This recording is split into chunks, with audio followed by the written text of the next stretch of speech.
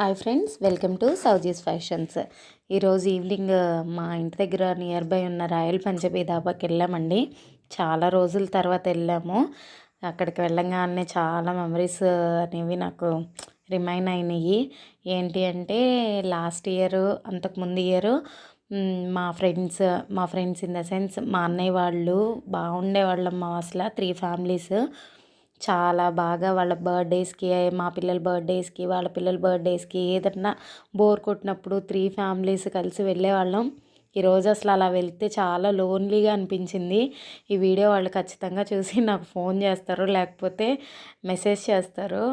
Miss you అన్నయ్య, miss you so much. ఎవరి పనులు వాళ్ళు బిజీగా ఉన్నారండి.